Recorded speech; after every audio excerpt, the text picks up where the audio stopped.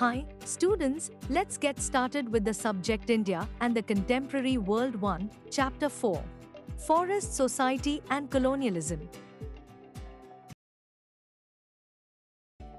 Take a quick look around your school and home and identify all the things that come from forests: the paper in the book you are reading, desks and tables, doors and windows, the dyes that color your clothes, spices in your food, the cellophane wrapper of your toffee, tendu leaf in bidis, gum, honey, coffee, tea and rubber. Do not miss out the oil in chocolate, which comes from sal seeds, the tannin used to convert skins and hides into leather, or the herbs and roots used for medicinal purposes. Forests also provide bamboo, wood for fuel, grass, charcoal, packaging, fruits, flowers, animals, birds and many other things. In the Amazon forests or in the Western Ghats, it is possible to find as many as 500 different plant species in one forest patch. A lot of this diversity is fast disappearing. Between 1700 and 1995, the period of industrialization, 13.9 million sq km of forest or 9.3% of the world's total area was cleared for industrial uses, cultivation, pastures and fuel wood. Fig.1 Asal Forest in Chhattisgarh. Look at the different heights of the trees and plants in this picture and the variety of species. This is a dense forest, so very little sunlight falls on the forest floor. Part 1. Why deforestation? The disappearance of forests is referred to as deforestation. Deforestation is not a recent problem. The process began many centuries ago. But under colonial rule it became more systematic and extensive. Let us look at some of the causes of deforestation in India. 1.1 Land to be improved. In 1600, approximately 1/6 of India's land mass was under cultivation. Now that figure has gone up to about half. As population increased over the centuries and the demand for food went up, peasants extended the boundaries of cultivation, clearing forests and breaking new land. In the colonial period, cultivation expanded rapidly for a variety of reasons. First, the British directly encouraged the production of commercial crops like jute, sugar, wheat and cotton.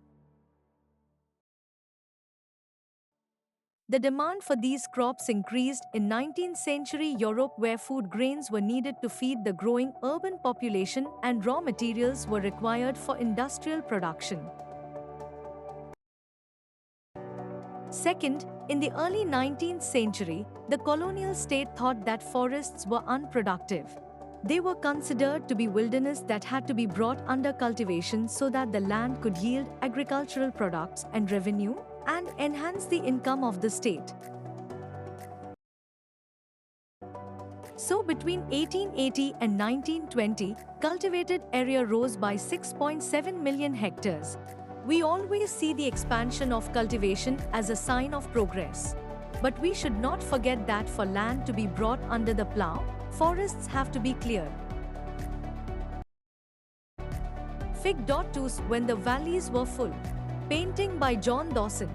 Native Americans like the Lakota tribe who lived in the Great North American Plains had a diversified economy. They cultivated madge, foraged for wild plants and hunted bison. Keeping vast areas open for the bison to range in was seen by the English settlers as wasteful. After the 1860s, the bisons were killed in large numbers. The absence of cultivation in a place does not mean the land was uninhabited. In Australia, when the white settlers landed, they claimed that the continent was empty or terra nullius. In fact, they were guided through the landscape by Aboriginal tracks. and led by Aboriginal guides. The different Aboriginal communities in Australia had clearly demarcated territories. The Ngarrindjeri people of Australia plotted their land along the symbolic body of the first ancestor, Gurunderi. This land included 5 different environments: salt water, riverine tracts, lakes, bush and desert plains, which satisfied different socio-economic needs. Source A. The idea that uncultivated land had to be taken over and improved was popular with colonizers everywhere in the world. It was an argument that justified conquest. In 1896, the American writer Richard Harding wrote on the Honduras in Central America, "There is no more interesting question of the present day than that of what is to be done with the world's land which is lying unimproved. Whether it shall go to the great power that is willing to turn it to account, or remain with its original owner, who fails to understand its value." The Central Americans are like a gang of semi-barbarians in a beautifully furnished house, of which they can understand neither its possibilities of comfort nor its use. 3 years later, the American-owned United Fruit Company was founded and grew bananas on an industrial scale in Central America. The company acquired such power over the governments of these countries that they came to be known as banana republics. Quoted in David Spur, The Rhetoric of Empire, 1993. 1.2 Sleepers on the tracks, Fig.3 Converting sal logs into sleepers in the Singhbhum forests, Chota Nagpur, May 1897. Adivasis were hired by the Forest Department to cut trees and make smooth planks which would serve as sleepers for the railways. At the same time, they were not allowed to cut these trees to build their own houses. By the early 19th century, oak forests in England were disappearing. This created a problem of timber supply for the Royal Navy. How could English ships be built without a regular supply of strong and durable timber? How could imperial power be protected and maintained without ships? By the 1820s, search parties were sent to explore the forest resources of India. Within a decade, trees were being felled on a massive scale and vast quantities of timber were being exported from India. The spread of railways from the 1850s created a new demand. Railways were essential for colonial trade and for the movement of imperial troops.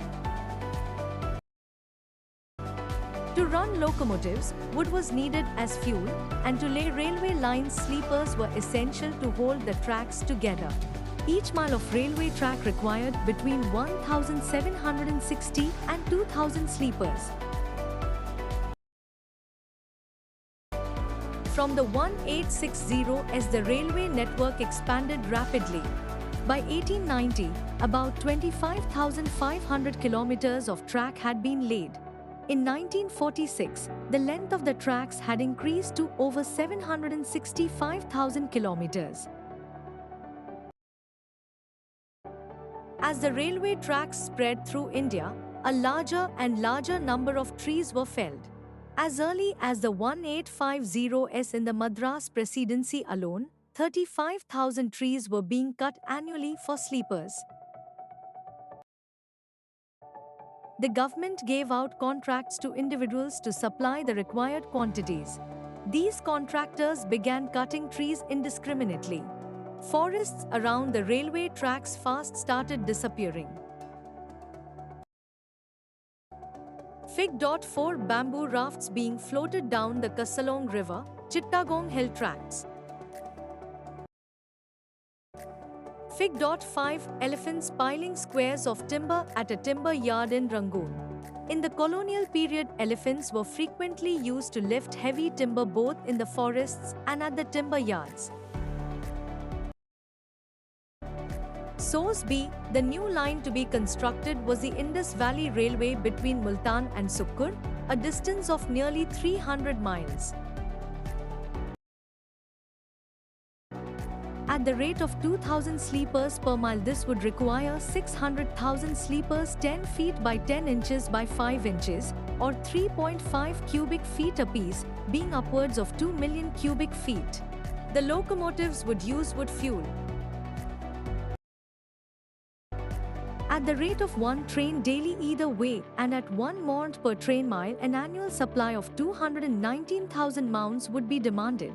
In addition, a large supply of fuel for brick burning would be required.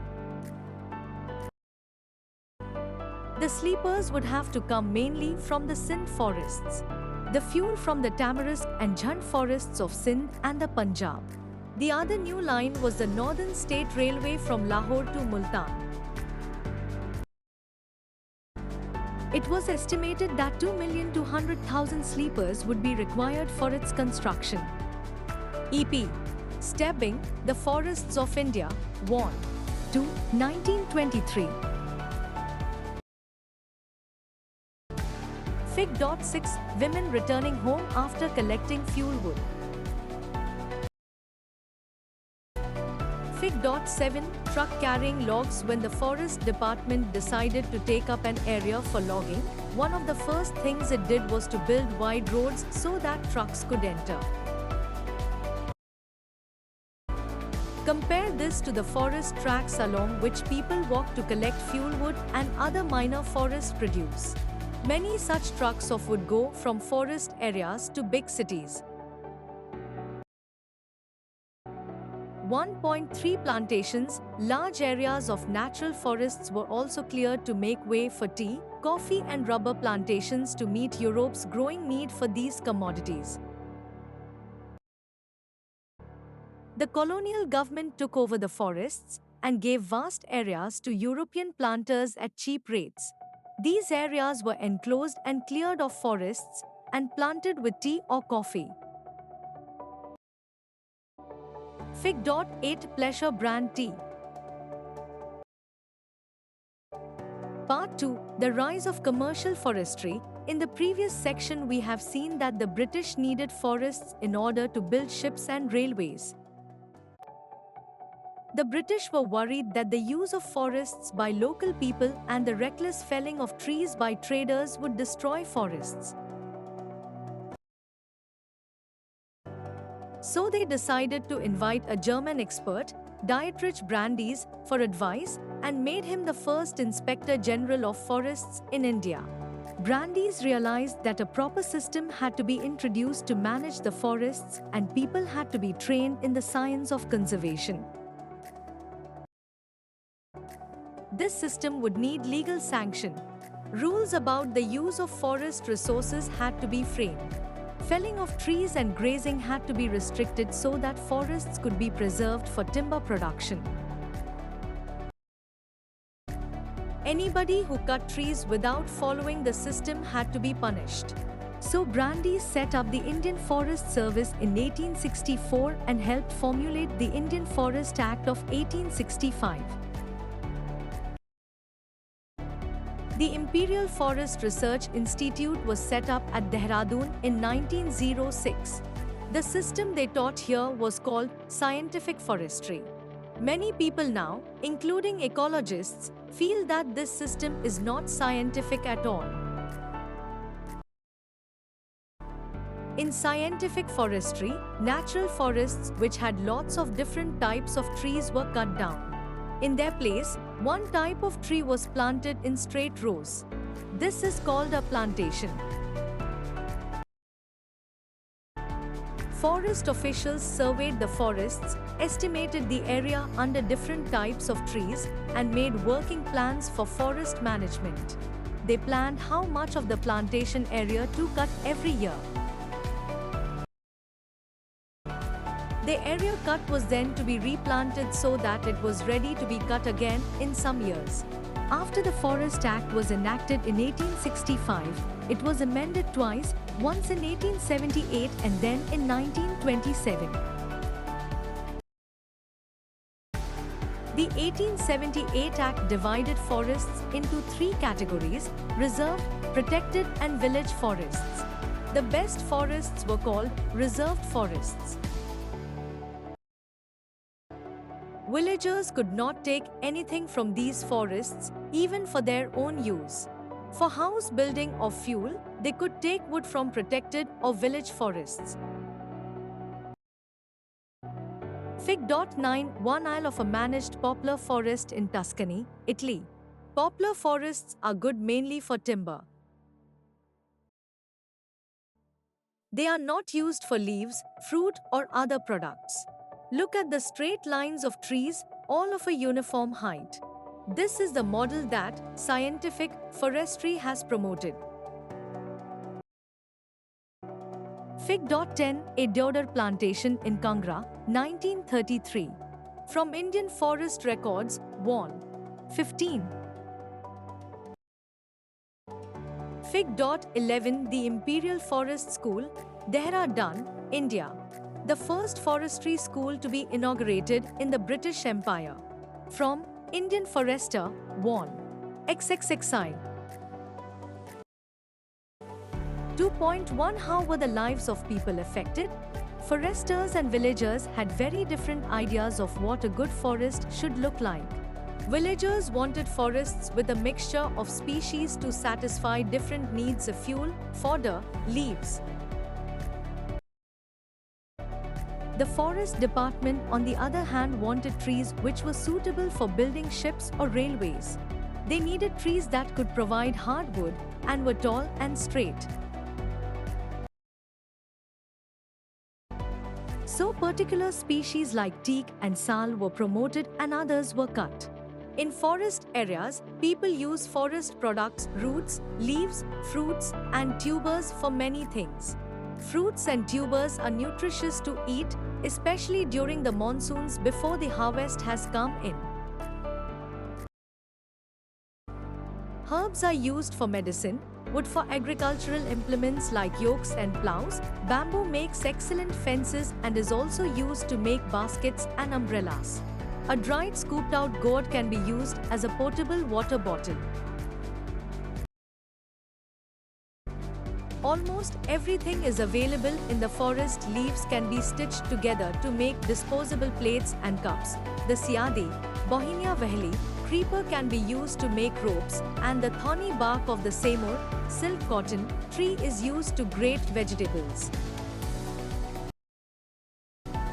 Oil for cooking and to light lamps can be pressed from the fruit of the mahua tree. The Forest Act meant severe hardship for villagers across the country. After the act, all their everyday practices, cutting wood for their houses, grazing their cattle, collecting fruits and roots, hunting and fishing became illegal. People were now forced to steal wood from the forests, and if they were caught, they were at the mercy of the forest guards who would take bribes from them. Women who collected fuel wood were especially worried. It was also common for police constables and forest guards to harass people by demanding free food from them. Fig. 12 Collecting mahua, Maduka indica, from the forests. Villagers wake up before dawn and go to the forest to collect the mahua flowers which have fallen on the forest floor. Mahua trees are precious. Mahua flowers can be eaten or used to make alcohol. The seeds can be used to make oil. Fig. 13 Drying tendu leaves. The sale of tendu leaves is a major source of income for many people living in forests.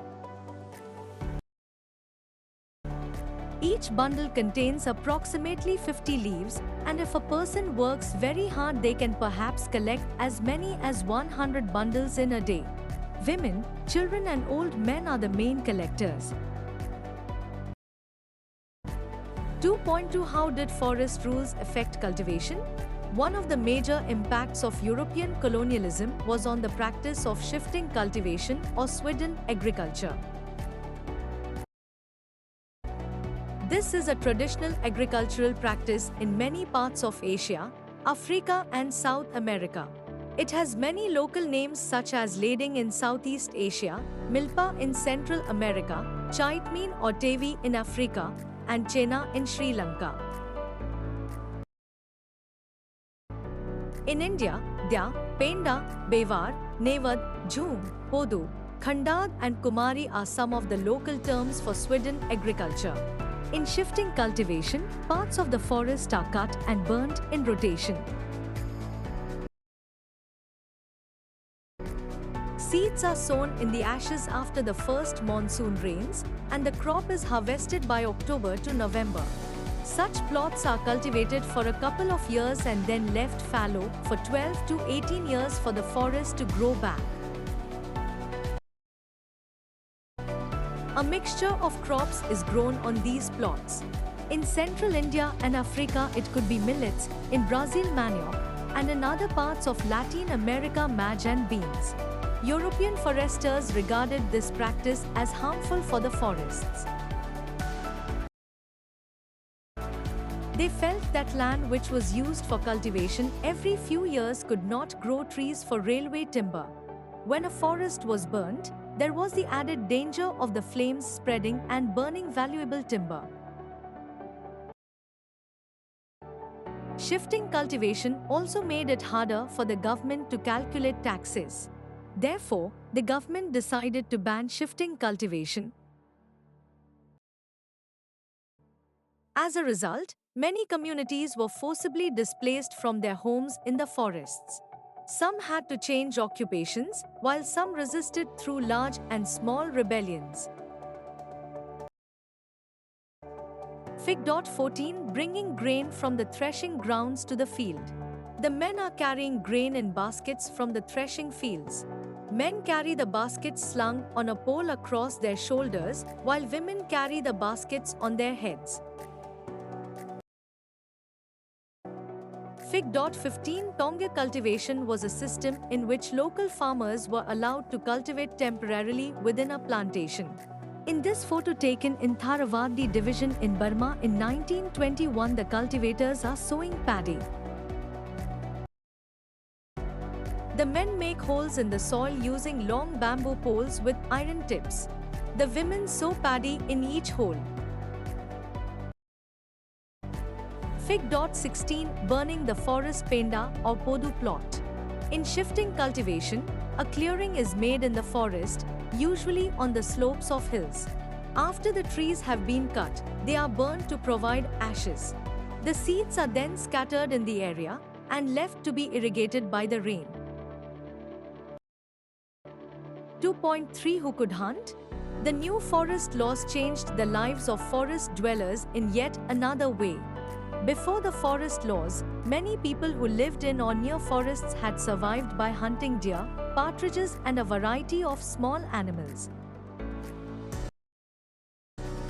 This customary practice was prohibited by the forest laws. Those who were caught hunting were now punished for poaching. While the forest laws deprived people of their customary rights to hunt, hunting of big game became a sport. In India, hunting of tigers and other animals had been part of the culture of the court and nobility for centuries. Many Mughal paintings show princes and emperors enjoying a hunt. But under colonial rule, the scale of hunting increased to such an extent that various species became almost extinct. The British saw large animals as signs of a wild, primitive, and savage society. They believed that by killing dangerous animals, the British would civilize India. They gave rewards for the killing of tigers, wolves, and other large animals on the grounds that they posed a threat to cultivators. 0 were 80,000 tigers, 150,000 leopards and 200,000 wolves were killed for reward in the period 1875 to 1925. Gradually, the tiger came to be seen as a sporting trophy. The Maharaja of Sarguja alone shot 1,157 tigers and 2,000 leopards up to 1957. A British administrator, George Yule, killed 400 tigers. Initially, certain areas of forests were reserved for hunting. Only much later did environmentalists and conservators begin to argue that all these species of animals needed to be protected and not killed. Fig.17 The Little Fisherman. Children accompany their parents to the forest and learn early how to fish, collect forest produce and cultivate. The bamboo trap which the boy is holding in his right hand is kept at the mouth of a stream. The fish flow into it. Fig.18 Lord Reading hunting in Nepal. Count the dead tigers in the photo. When British colonial officials and Rajas went hunting, they were accompanied by a whole retinue of servants. Usually, the tracking was done by skilled village hunters, and the Sahib simply fired the shot. 2.4 New trades, new employments, and new services. While people lost out in many ways after the Forest Department took control of the forests, some people benefited from the new opportunities that had opened up in trade. Many communities left their traditional occupations and started trading in forest products. This happened not only in India but across the world.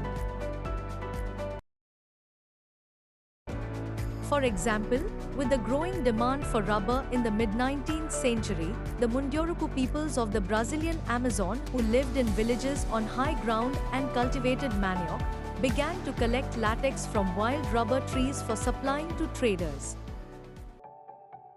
Gradually, they descended to live in trading posts and became completely dependent on traders.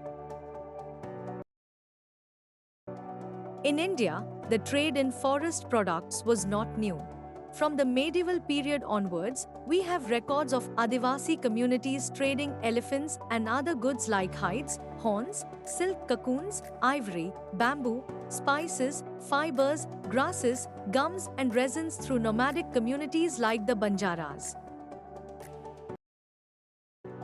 With the coming of the British, however, trade was completely regulated by the government.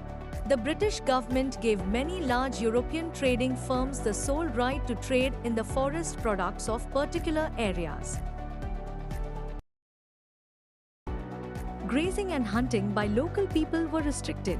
In the process, many pastoralist and nomadic communities like the Korwa, Karacha and Yerukula of the Madras Presidency lost their livelihoods. Some of them began to be called criminal tribes and were forced to work instead in factories, mines and plantations under government supervision. New opportunities of work did not always mean improved well-being for the people. In Assam, both men and women from forest communities like Santals and Orons from Jharkhand and Gonds from Chhattisgarh were recruited to work on tea plantations. Their wages were low and conditions of work were very bad. They could not return easily to their home villages from where they had been recruited. Sosi, Bagas are a forest community of central India. In 1892, after their shifting cultivation was stopped, they petitioned to the government, "We daily starve, having had no food grain in our possession. The only wealth we possess is our axe. We have no clothes to cover our body with, but we pass cold nights by the fireside. We are now dying for want of food. We cannot go elsewhere. What fault have we done that the government does not take care of us?" Prisoners are supplied with ample food in jail. A cultivator of the grass is not deprived of his holding, but the government does not give us a right who have lived here for generations past. Verrier Elvin, 1939, cited in Madhav Gadgil and Ramchandra Guha, This Fissured Land, An Ecological History of India. Source D. Rubber extraction in the Putumayo. Everywhere in the world, conditions of work in plantations were horrific. The extraction of rubber in the Putumayo region of the Amazon, by the Peruvian Rubber Company, with British and Peruvian interests, was dependent on the forced labor of the local Indians, called Huitos. From 1900 to 1912, the Putumayo output of 4,000 tons of rubber was associated with a decrease of some 30,000 among the Indian population due to torture, disease and flight. A letter by an employee of a rubber company describes how the rubber was collected. The manager summoned hundreds of Indians to the station. He grasped his carbine and machete and began the slaughter of these defenseless Indians, leaving the ground covered with 150 corpses, among them men, women and children. Bathed in blood and appealing for mercy, the survivors were heaped with the dead and burned to death, while the manager shouted, "I want to exterminate all the Indians who do not obey my orders about the rubber that I require them to bring in." Michael Taussig, Culture of Terraspace of Death, in Nicholas Dirks, ed. Colonialism and Culture, 1992. Part 3, Rebellion in the Forest. In many parts of India and across the world, forest communities rebelled against the changes that were being imposed on them. The leaders of these movements against the British like Sidhu and Kanu in the Santhal Pargana, Birsa Munda of Chotanagpur or Alluri Sitaram Raju of Andhra Pradesh are still remembered today in songs and stories. We will now discuss in detail one such rebellion which took place in the kingdom of Bastar in 1910. 3.1 The people of Bastar. Bastar is located in the southernmost part of Chhattisgarh and borders Andhra Pradesh, Odisha and Maharashtra. The central part of Bastar is on a plateau. To the north of this plateau is the Chhattisgarh plain and to its south is the Godavari plain. The river Indravati winds across Bastar east to west. A number of different communities live in Bastar such as Maria and Muria Gonds, Dhurvas, Batras and Halbas. They speak different languages but share common customs and beliefs. The people of Bastar believe that each village was given its land by the earth, and in return, they look after the earth by making some offerings at each agricultural festival. In addition to the earth, they show respect to the spirits of the river, the forest and the mountain. Since each village knows where its boundaries lie, the local people look after all the natural resources within that boundary. If people from a village want to take some wood from the forests of another village, they pay a small fee called Devsari, Dan or man in exchange. Some villages also protect their forests by engaging watchmen, and each household contributes some grain to pay them. Every year there is one big hunt where the headmen of villages in a pargana, cluster of villages, meet and discuss issues of concern, including forests. Fig. 19 Army Camp in Bastar, 1910. This photograph of an army camp was taken in Bastar in 1910. The army moved with tents, cooks and soldiers. Here a sepoy is guarding the camp against rebels. Fig. 20 Bastar in 2000. In 1947, Bastar Kingdom was merged with Kanker Kingdom and became Bastar District in Madhya Pradesh. In 1998, it was divided again into 3 districts, Kanker, Bastar and Dantewada. In 2001, these became part of Chhattisgarh. The 1910 rebellion first started in the Kana forest area, encircled, and soon spread to other parts of the state. 3. To the fears of the people. When the colonial government proposed to reserve 2/3 of the forest in 1905 and stop shifting cultivation, hunting and collection of forest produce, the people of Bastar were very worried.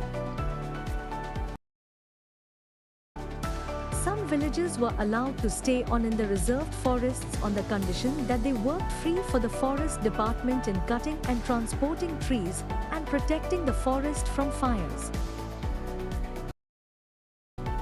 Subsequently, these came to be known as forest villages. People of other villages were displaced without any notice or compensation.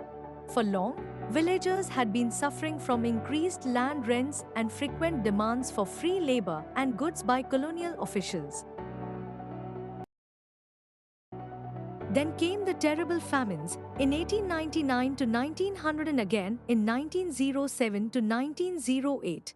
Reservations proved to be the last straw. People began to gather and discuss these issues in their village councils, in bazaars and at festivals or wherever the headmen and priests of several villages were assembled. The initiative was taken by the Dhurwas of the Kana forest, where reservation first took place. Although there was no single leader, many people speak of Gunda Dhur from village Nethanar as an important figure in the movement. In 1910, mango boughs, a lump of earth, chilies and arrows began circulating between villages. These were actually messages inviting villagers to rebel against the British. Every village contributed something to the rebellion expenses. Bazaars were looted, the houses of officials and traders, schools and police stations were burned and robbed, and grain redistributed. Most of those who were attacked were in some way associated with the colonial state and its oppressive laws.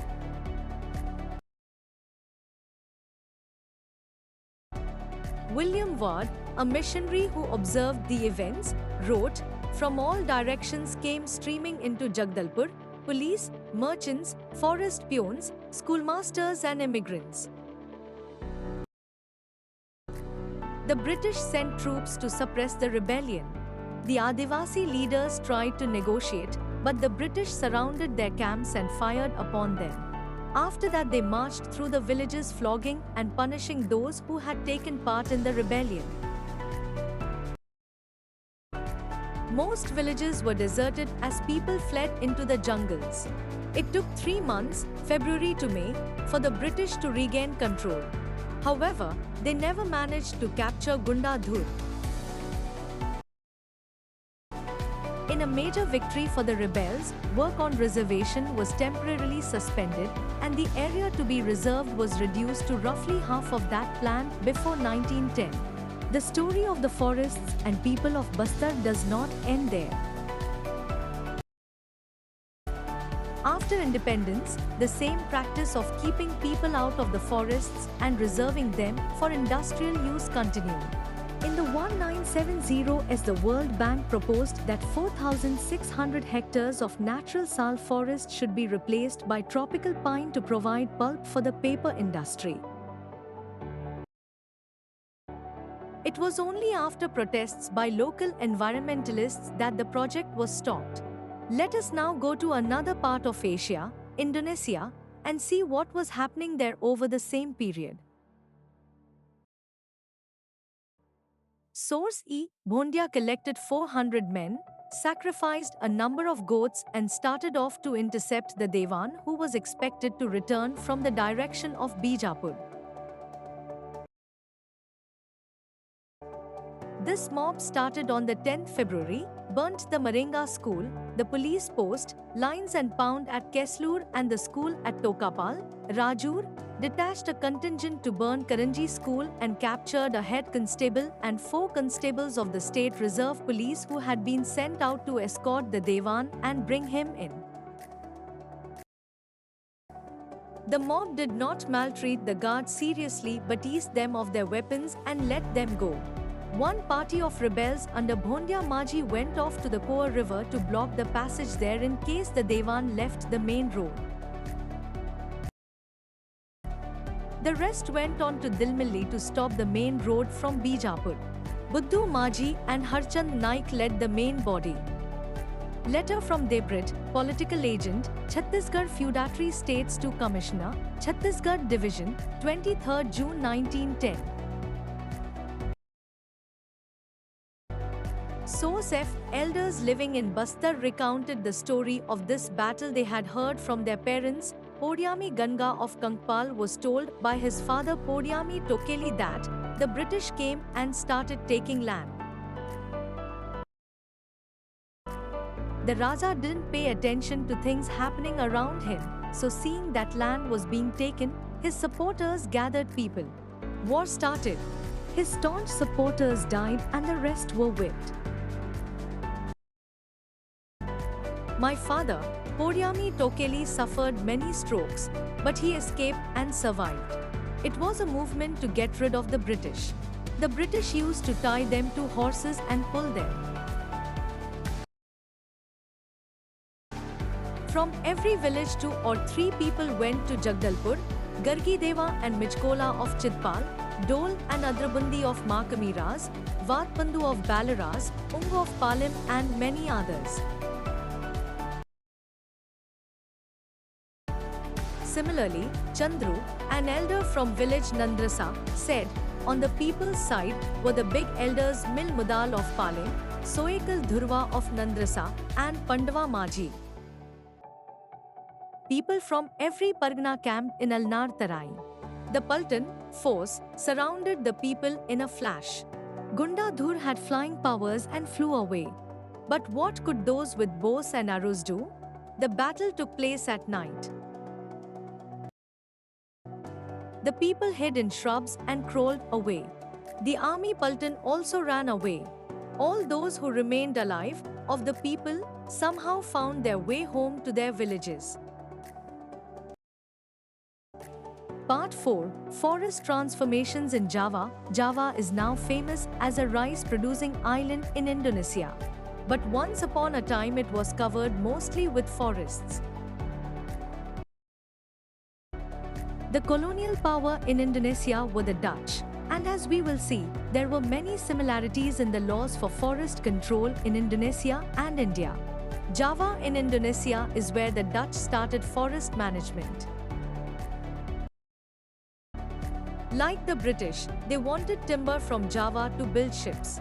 In 1600, the population of Java was an estimated 3.4 million. There were many villages in the fertile plains, but there were also many communities living in the mountains and practicing shifting cultivation. 4.1 The woodcutters of Java. The Kalangs of Java were a community of skilled forest cutters and shifting cultivators.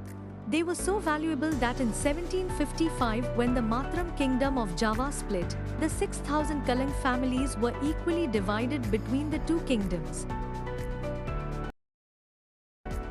Without their expertise, it would have been difficult to harvest teak and for the kings to build their palaces.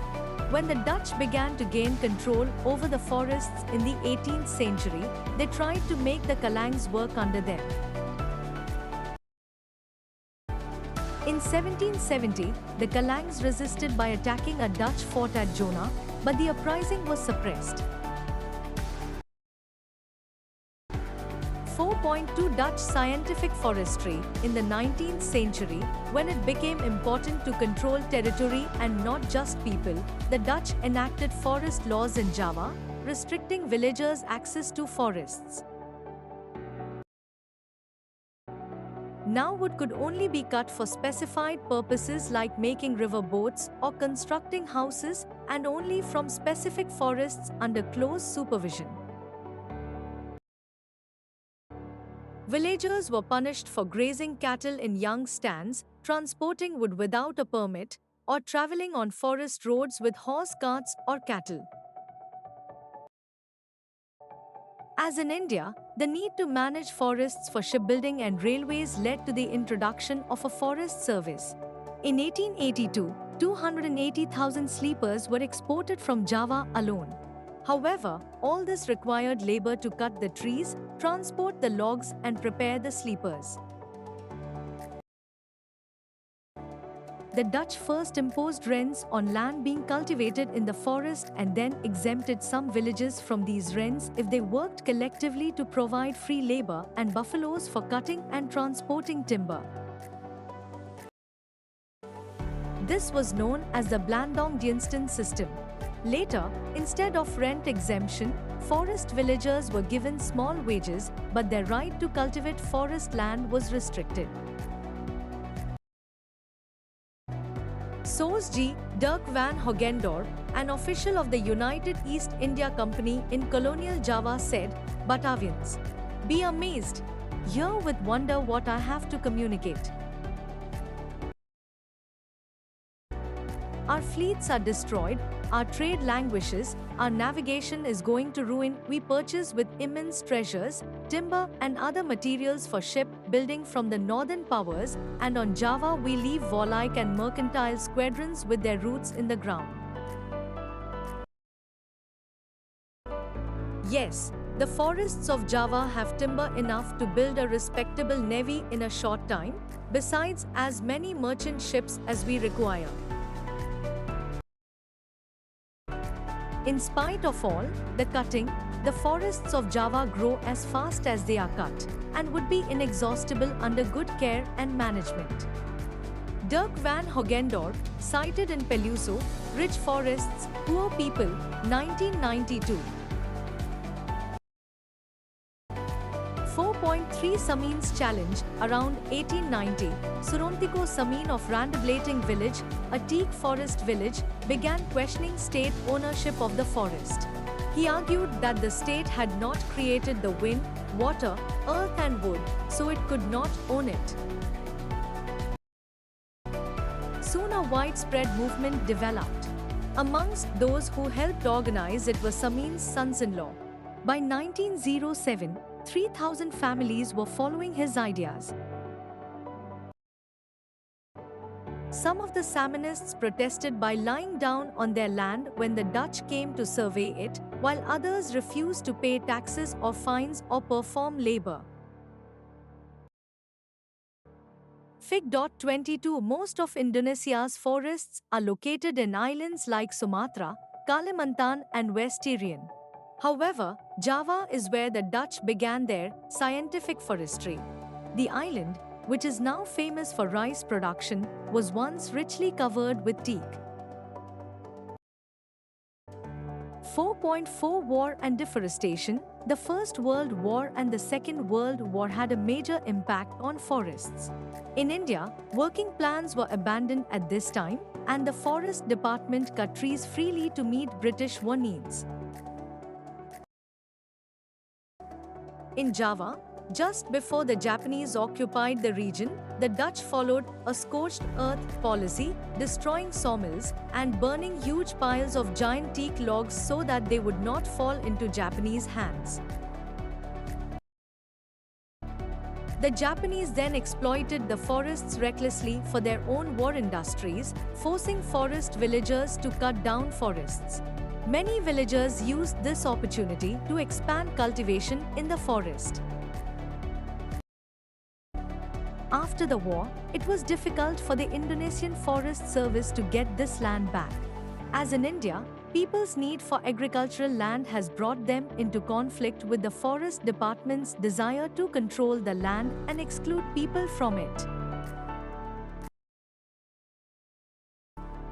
4.5 New developments in forestry. Since the 1980s, governments across Asia and Africa have begun to see that scientific forestry and the policy of keeping forest communities away from forests has resulted in many conflicts.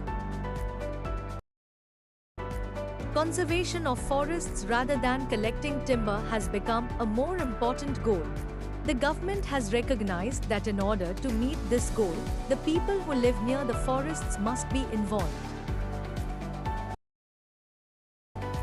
In many cases, across India, from Mizoram to Kerala, dense forests have survived only because villages protected them in sacred groves known as Sarnas, Devrakudu, Kan, Rai, etc. Some villages have been patrolling their own forests, with each household taking it in turns, instead of leaving it to the forest guards. Local forest communities and environmentalists today are thinking of different forms of forest management. Fig.23 Indian Munitions Board were timber sleepers piled at Sule Pagoda ready for shipment, 1917. The Allies would not have been as successful in the First World War and the Second World War if they had not been able to exploit the resources and people of their colonies. Both the world wars had a devastating effect on the forests of India, Indonesia, and elsewhere. The Forest Department cut freely to satisfy war needs. Fig.24 Log Yard in Rembang under Dutch colonial rule. Thanks for watching.